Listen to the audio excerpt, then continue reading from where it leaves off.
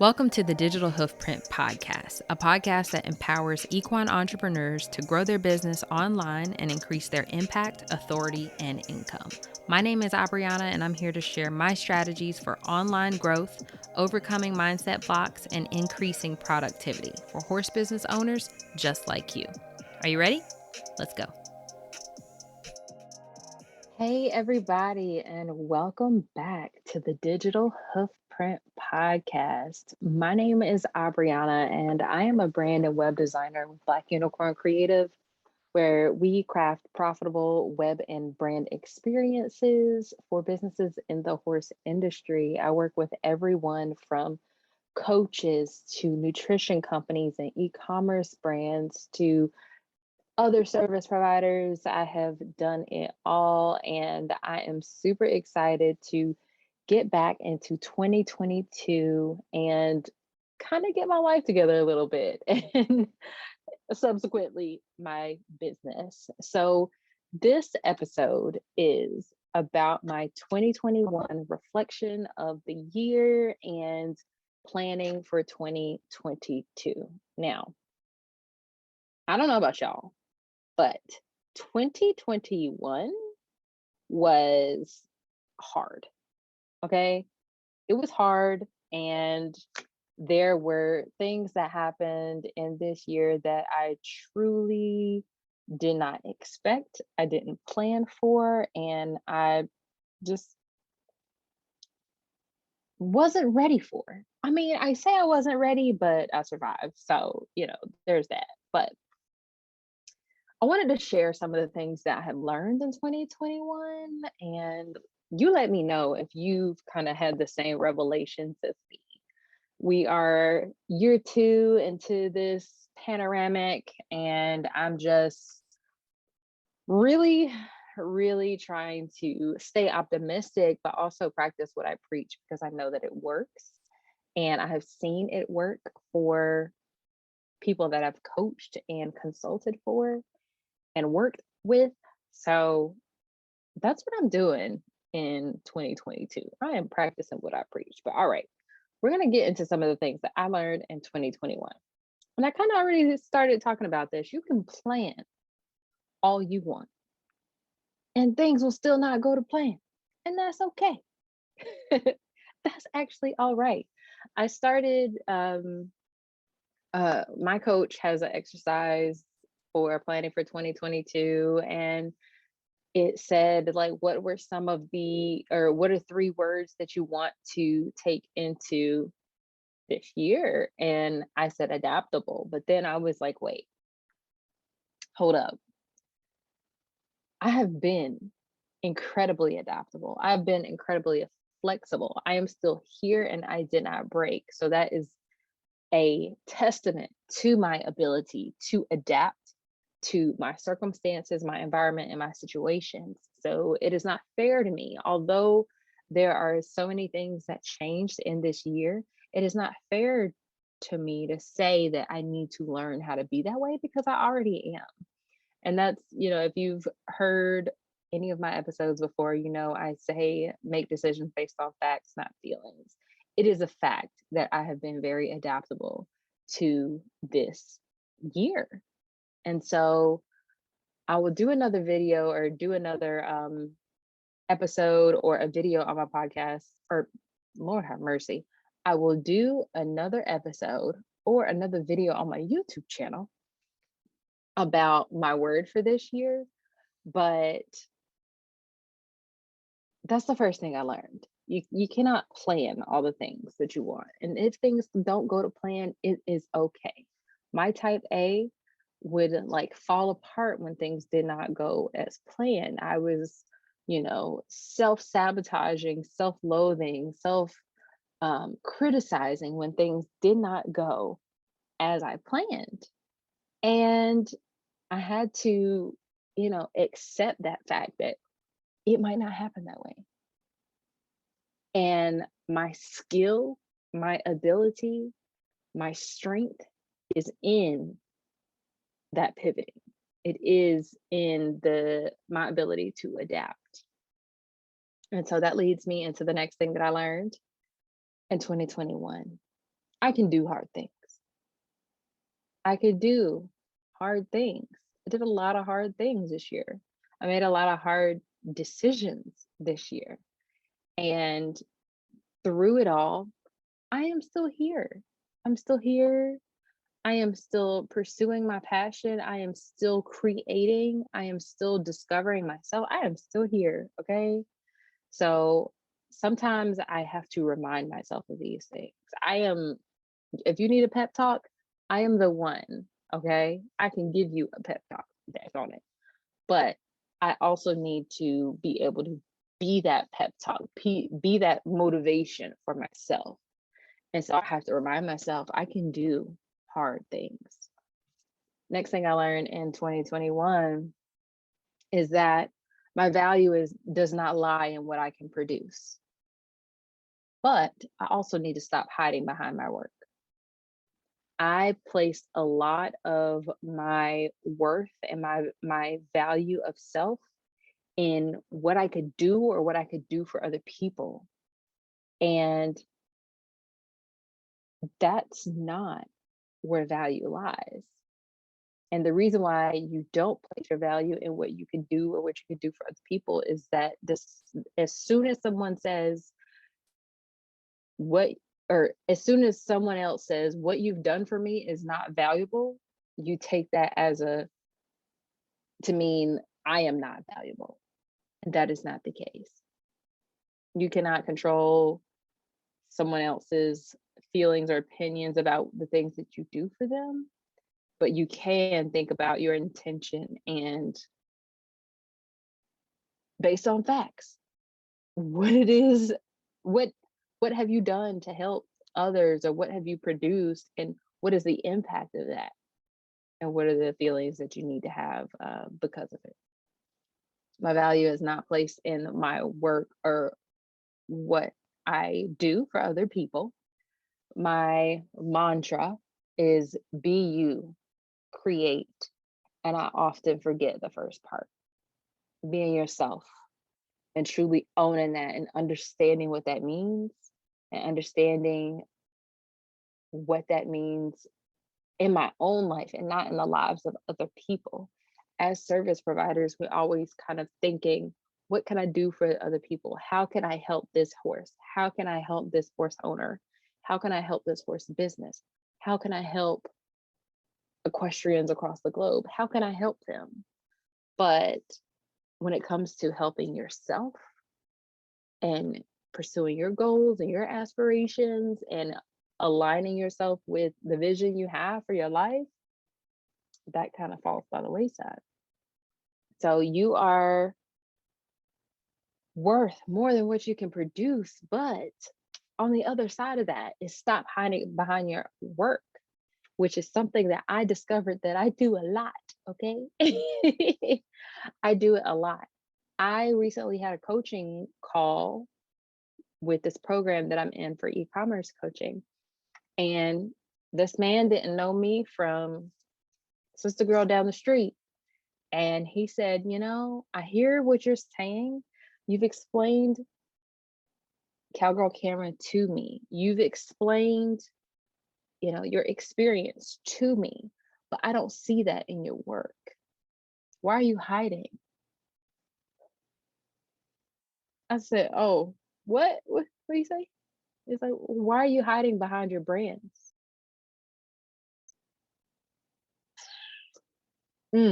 Sir, that's a good question. How much time we got? I'm gonna have to get back to you. But that was a really good question. Why do I feel the need to hide behind the work that I am doing? There's one thing to say my work speaks for itself. There's another completely other thing to say, like, I'm just gonna produce the work and people may or may not even know that I did it. So this uh this year kind of showed me the fallout or the consequences of hiding behind my work and the things that I've created and the brands that I've built. So it's not to, say to be cocky or to, show off, but it is to acknowledge the impact that I've already made, not only in this industry, but in the lives of the people that I am dedicated to serve. And so that is one of the things that I really had to digest going into 2021. The next thing is that words are powerful and you have to be careful how you use them. Words, intentions, manifestations, all those things, all the woo woo shit. That stuff is powerful. I look back at my vision board for 2021, and although there was a lot of stuff that I did not plan to happen this year, there were some things that I realized could have had an alternate meaning. And, one of the examples is I had a picture of a woman with a mic and, she's podcasting just like I am now. And when I put it on there, I feel like my intention was, I want to podcast more. Well, what ended up happening was I ended up being a solo host on not one but two podcasts. And so when looking back at that vision board, I said, wow, yeah, is this me podcasting more? I am now the solo host of two different podcasts, one more business oriented, this one, the Digital Hookprint podcast, and then one more socially and culturally oriented, which is Young Black Equestrians, the podcast. And I said, wow, like that is what kind of was brought to fruition. So these things are so powerful, and speaking things into existence is really key. It is a really, really unique ability that we have. So be careful what you say, be careful what you create, around your life and around your family, around your business, because you might look back 12 months from now and say, oh, dang, girl, I guess that was kind of right. I guess that is what that means. I guess that is what that brought for you. The next thing that I learned, or the last thing that I learned, was that motivation is not enough. Motivation is not enough to get what you want done. I used to say, oh, I wish I was just more motivated. Oh, I wish I need some extra motivation to get through this day. I need some extra motivation to make sure I schedule these emails, or to make sure that I, um, follow this process for this website launch. And it's not about motivation. You know, getting your work done, or accomplishing things, finishing things, it is not about motivation. And I had to look back at my accomplishments and say, okay, what got me there? What got me there? It wasn't motivation. It wasn't about wanting to do something. It wasn't about saying, this is what the world really needs and I should do it and I'm inspired to do it. It wasn't about any of that. It was about having self discipline.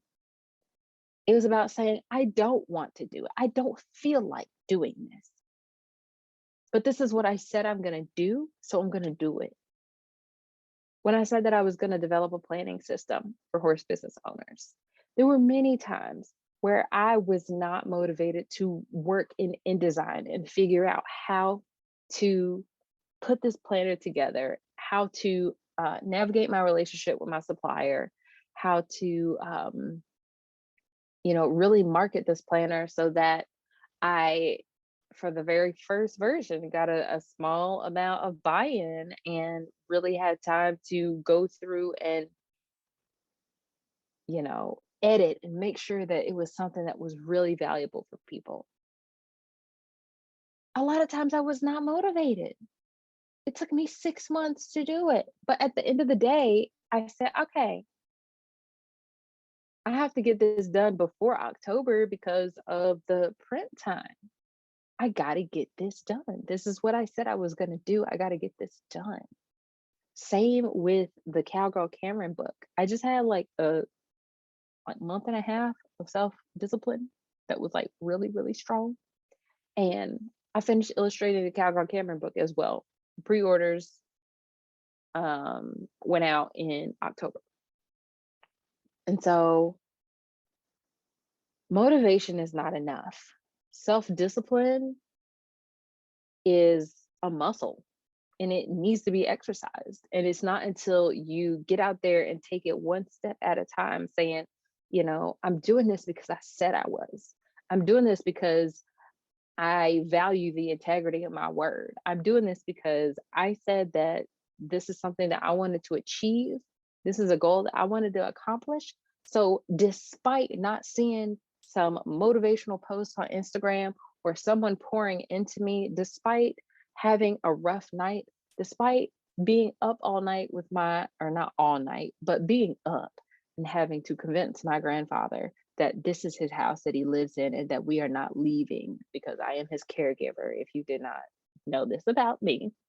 Um, Despite all of that, I am going to show up for myself and I'm going to deliver what I said I'm going to deliver because I have a goal to reach. So that's what I'm going to do. Motivation is not enough. So in this next year, I am going to be really flexing that self-discipline muscle mentally, physically, and spiritually, and emotionally, all the least. I am going to be flexing that muscle. So those are some of the things that I really learned from this year. I just wanted to share those because we're 2 years into a pandemic, and with, you know, COVID doing its thing, making second rounds, like somebody's big cousin on Thanksgiving, like we don't know what is going to come up next. We don't know what is going to be the next biggest thing. We don't know what's going to be the next biggest concern.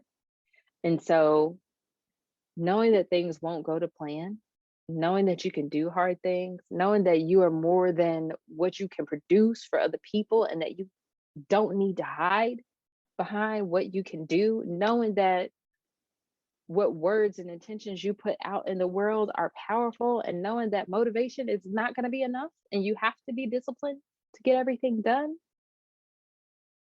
Those were such valuable lessons for me in this year, and I absolutely plan on taking that and digesting it and going into this next year saying, all right, girl, gloves off, like let's go, let's go, it's game time, it's game time.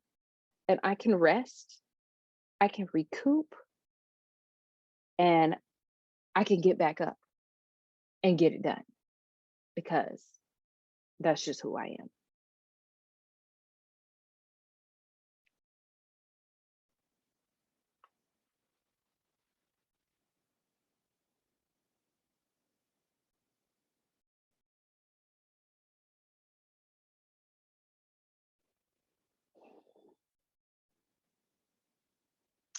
All right. So now we are getting into planning for the next year.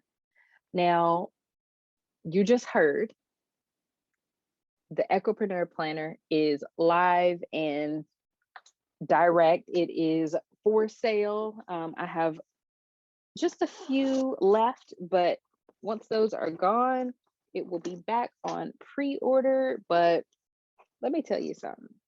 Not only are these planners beautiful, not only do they have an amazing quality of paper, of imagery, of content, but they have this entire project has truly made me realize how, or my unique ability to start something or to have an idea and bring it all the way from ideation to planning to execution to delivery. That is one of my superpowers. And so There's a lot of people out here who have great ideas, but what are ideas if you cannot make them happen? What are ideas if you cannot deliver on the concept? What are ideas if you continue to tell people that you're going to do something and you never do it? There are some things that I have said that I was going to do that haven't happened yet, like my YouTube channel, or not happened in the magnitude that I really wanted. But I'm here, baby. 2022, I'm here and I'm going to make that happen. So, planning for the next year, the framework behind this planner is prioritize, plan, and profit. And so, through lots of introspection and therapy, I've had to really kind of take a second and say, all right, prioritizing myself is not selfish. Prioritizing me is not selfish. I can understand what I need. I can communicate what I need. I can have expectations for my needs. That does not mean that I am being selfish. And it works the same way for other people. I'm sure there's someone in your life who has said, I need something, or I need this to be a certain way for me to understand. If you are a lesson program coach, a horse trainer, whatever, if someone says, I need for you to not yell at me when you're telling me what to do, because I get nervous and I get clammy and I can't hear. Have you ever been in that situation where someone's yelling and they're yelling so much and they're like, what are you doing? And then you like can't hear? That's me. I just say, if someone starts saying, I can't hear you, like I can't even hear because you're yelling. But anyway, that's just an example. Um, it works the same way for other people. So prioritizing yourself is not selfish. And when you work through this planner, which I'm about to go through it all over again, I use my own systems. I follow my own frameworks, you know. When you go through this planner, it's like I feel confident, I feel comfortable setting my own expectations and my own priorities. And so there's something that I came across in a blog post that I really kind of understood, or really kind of wanted to grasp or share with you, that there is a, when you prioritize, you know, you're setting goals, you're setting intentions, you're setting priorities, and you're making a plan. That's the second part, to plan to get it done. Profits, that's the byproduct. Prioritizing and planning and executing on those priorities, profit is a byproduct of that. But a lot of times you'll go from prioritizing to planning before you reach that profit. And it's very important for you to acknowledge or understand this cycle of achievement and belief. We talk about mindset all the time. And we say, you know, mentally I was struggling because of this, or I didn't believe I could, or blah, blah, blah.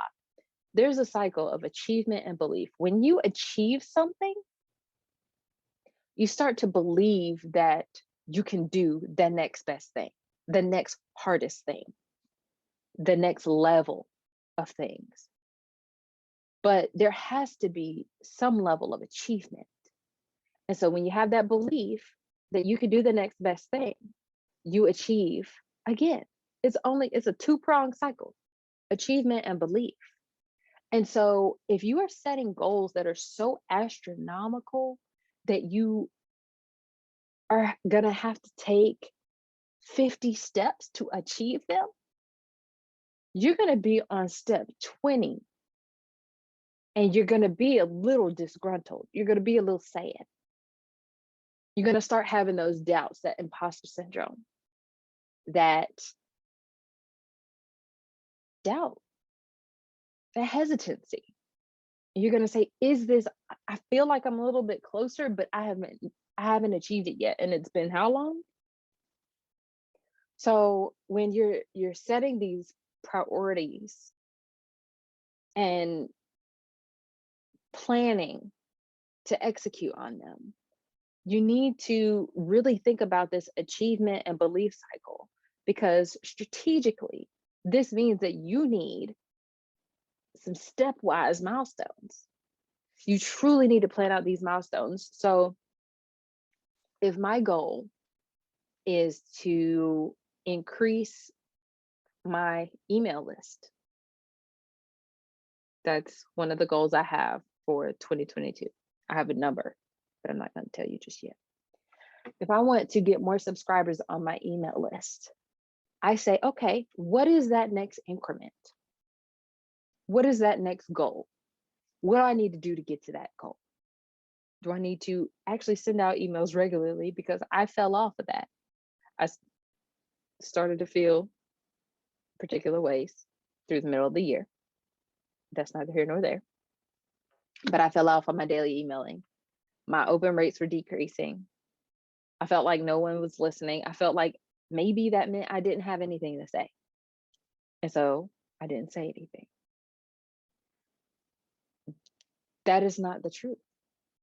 And so I had to set myself up to achieve that next thing.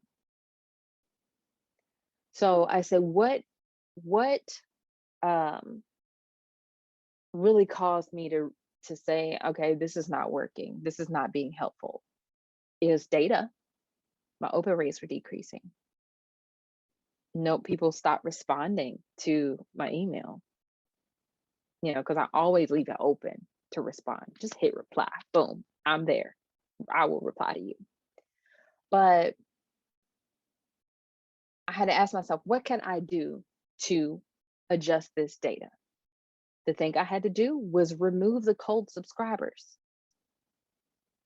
I had to set a plan every 2 to 3 months to take out those people who are not receiving value from the things that I am sending, not opening emails anymore, not engaging with me anymore. I don't want to build a community of people who are not engaged.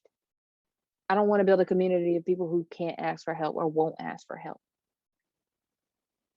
So I need to remove the people, remove those dead ends.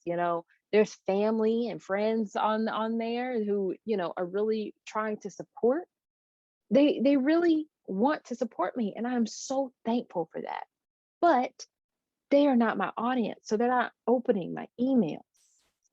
So I had to let them go. I had to let them go because that was affecting my ability to show up. Getting that data and seeing that, nah, these people aren't listening. Okay, well, we just escort them out. And that's okay. And so this achievement versus belief cycle, strategically setting myself up to hit those next milestones so I can continue to believe that I can achieve the next thing. You can do that too. Honestly, you really can. So we'll go back to the email list example. So I want to reach this particular number by the end of 2022. What do I need to do? All right, I'll go say 50. Let me get 50 more subscribers in Q1. What do I need to do that? I need to send out emails regularly and give some sort of incentive, provide value, have my current subscribers, who I know over 60% of them are opening almost every single email I have, encourage them to invite people to this resource, be a resource that people want to engage with. Continue to show up on my YouTube channel, continue to produce podcast episodes, continue to deliver emails weekly so that by the end of Q1, I've got those 50 additional people because my content is valuable, shareable, and important to my audience. If I can continue to do that, if I can get those 50 people, that goal that I have at the end of the year is much more attainable. And I will know what is working. I will know what doesn't work. And I will be able to make decisions based off of that data. How I planned for this year was keeping it simple. I know you've heard of the acronym KISS. I don't like calling anybody stupid. So, KISS for me means keep it simple and sexy. Okay? Because who wants goals that are not attractive? Not me. I want my goals to be sexy. I want to keep them top of mind when I am daydreaming about whatever. I want to think of my goals and be like, that looks good. That would look good on me. That goal right there, that is something I need in my life.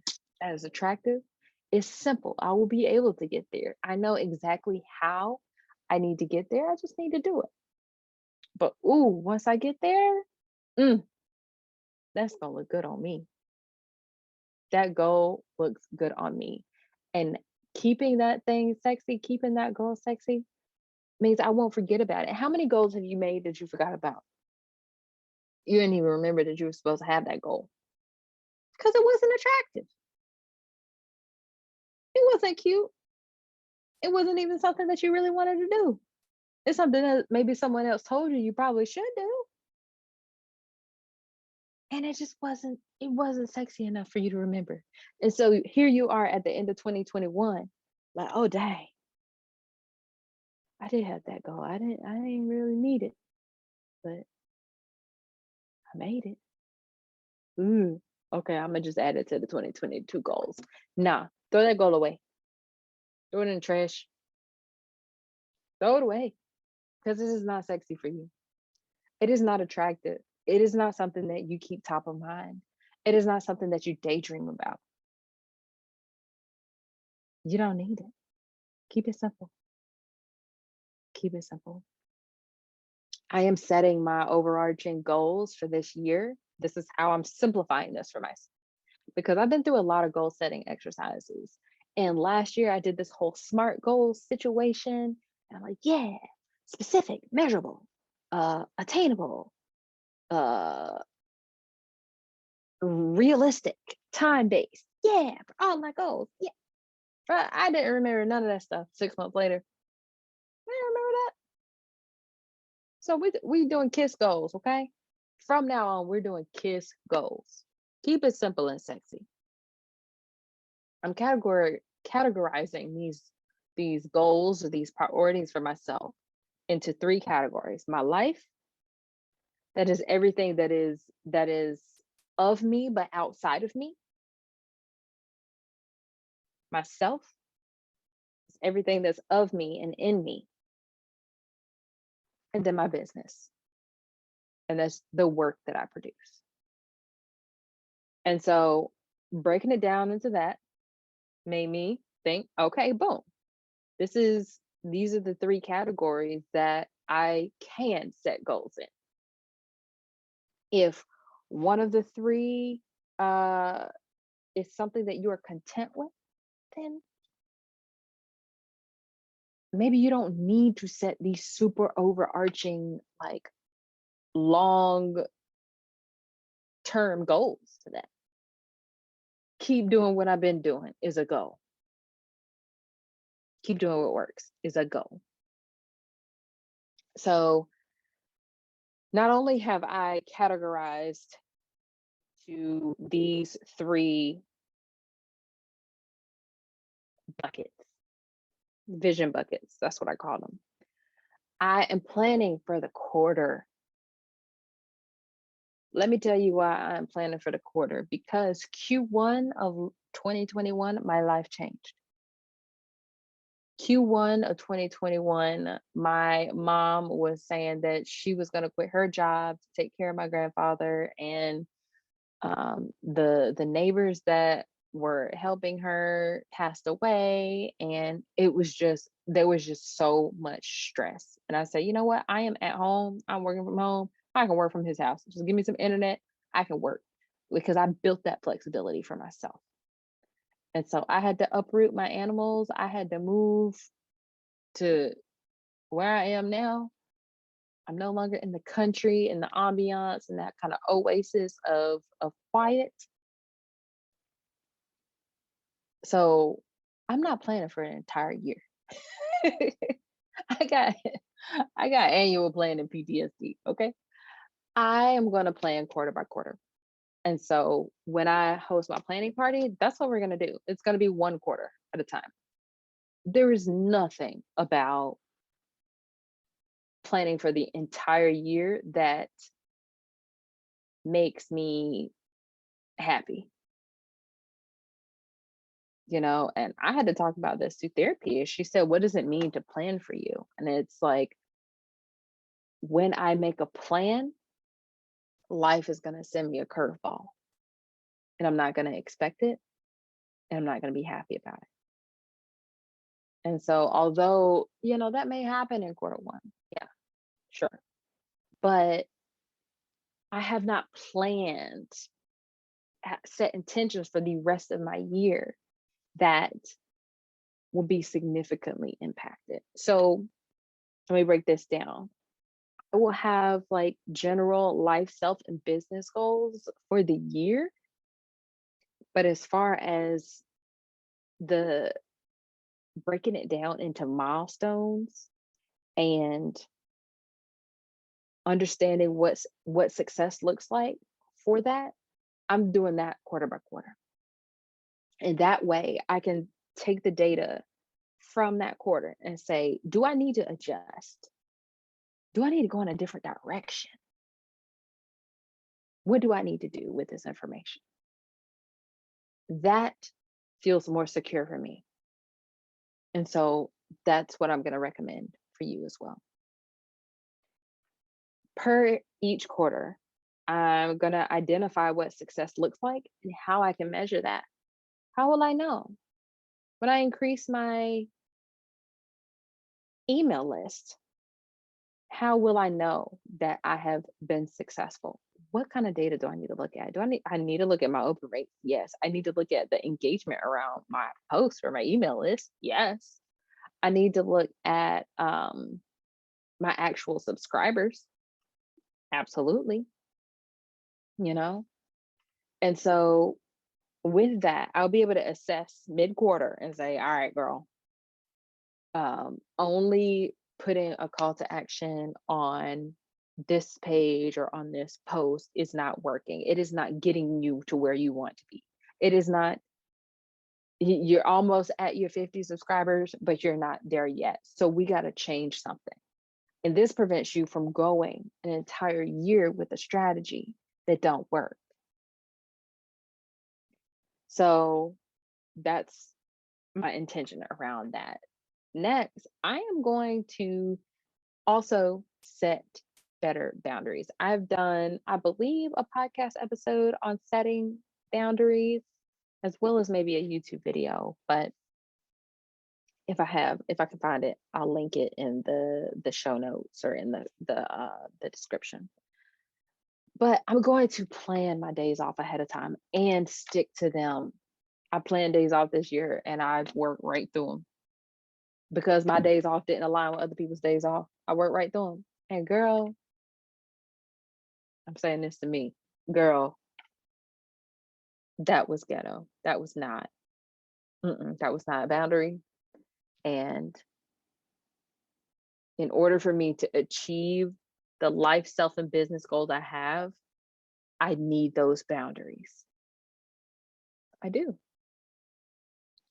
I'm also going to make a commitment to, really working with this planning system and setting habits and tracking my progress and holding myself accountable.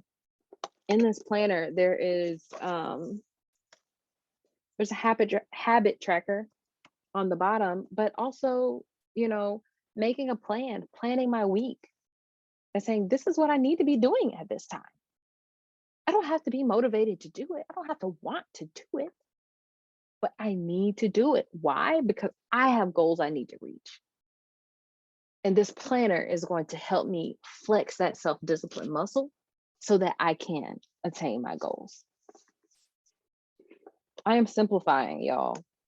I am simplifying and consolidating my creation, my creative process, my work, my life. I am simplifying. A lot of this year, simplification happened for me, okay? Lost people that I thought were close to me, lost people that um, didn't have the best intentions, my best intentions in mind. And it's okay. It is okay. There is like not a single hint of anger from that. But simplifying and consolidating is truly, I have identified that's what's going to be needed for me to be successful. And so that requires me not to spread myself too thin. It requires me to say no more than I say no now. A lot of people think I say no a lot, but if I'm interested in something, I'm like, oh yeah, let's do it. And it's like, baby girl, does this align with your goals, your overarching goals? If that's not involved in a one of the steps that it's going to take for you to achieve those big goals that you have for yourself, then you got to say no. I mean, that is part of my business values. If it doesn't align, I must decline. And so I am really having to lean into those, not only in business, but in my life. Keeping those goals in mind, I am going to be creating systems and processes that make it easier for me to ask for help and be able to communicate what it is I need. So, one of my big goals, y'all, one of my big goals for this year is to hire someone. It might not be for a lot of hours a month. It might not be like, it's not going to be like, it's going to be like a contractor. But one of my goals is to make my first hire this year, preferably in Q1 or Q2, first half of this year, because there are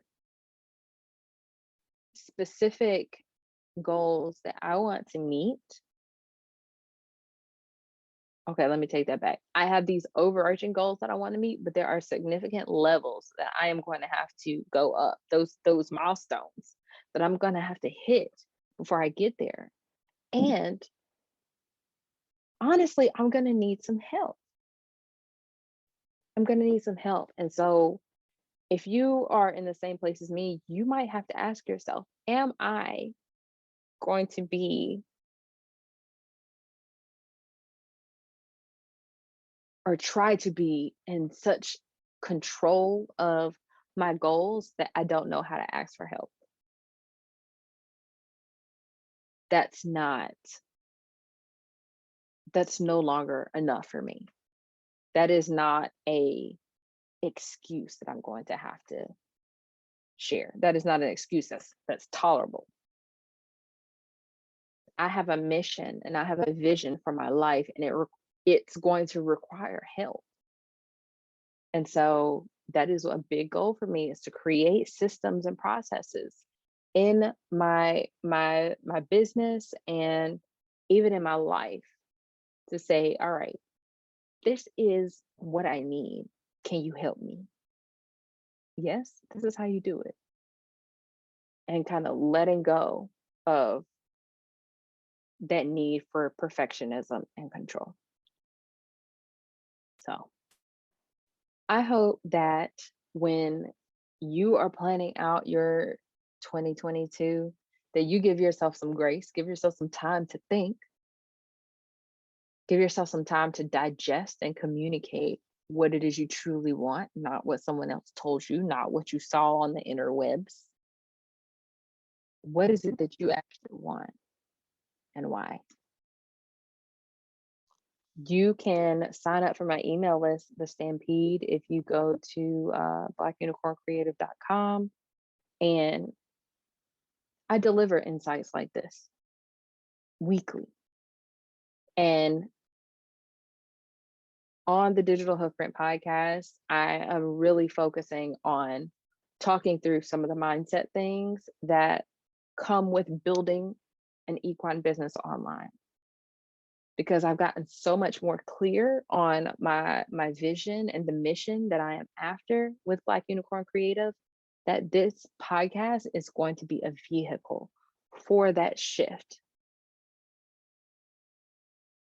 So I hope that you enjoyed this episode. I hope you gathered something from it. If you have, head over to Facebook or Instagram, tag me in your post.